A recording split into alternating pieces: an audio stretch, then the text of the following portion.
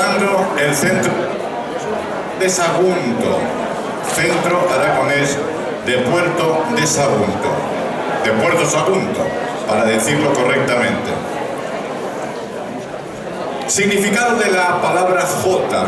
Ayer lo comentábamos por la tarde, hoy me gustaría para muchas de las personas que hoy nos acompañan en la mañana de hoy aquí en Tamarite de Lietera, mañana ya mediodía. García Arista es el filólogo que ha realizado la investigación más completa del aspecto etimológico. Concluye que el vocablo jota procede del verbo sotar o saltar con ritmo. Luego, por extensión, se ha llegado a dar este nombre al conjunto de baile, a las melodías denominadas variaciones, al canto, tonada o estilo y copla o carta. Para terminar el tema del origen, hay una leyenda del siglo XI que la comentábamos ayer por la tarde-noche, que dice que la jota la trajo desde Valencia un moro.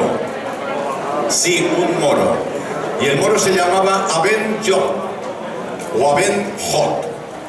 De ahí el nombre de jota.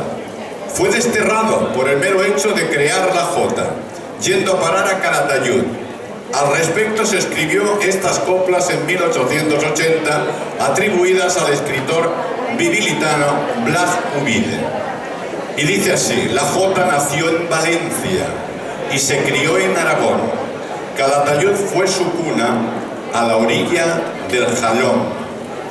Cuando el gran Palafox, en 1808, exhortaba al pueblo zaragozano, la jota se hizo más brava, más enérgica, más viril, y salió a la calle y mezclóse entre la gente y se fundió con el carácter del pueblo, que la transformó en canto de guerra y de victoria, de dolor y de esperanza, convirtiéndose en expresión musical y en el canto español por excelencia, como se refleja en estas coplas que dicen: cuando suena la guitarra y se canta nuestra jota, no hay nadie que pueda entrar a la fuerza en Zaragoza, y aunque vengan más franceses que arenas tiene la mar, no moverán de su sitio a la Virgen del Pilar.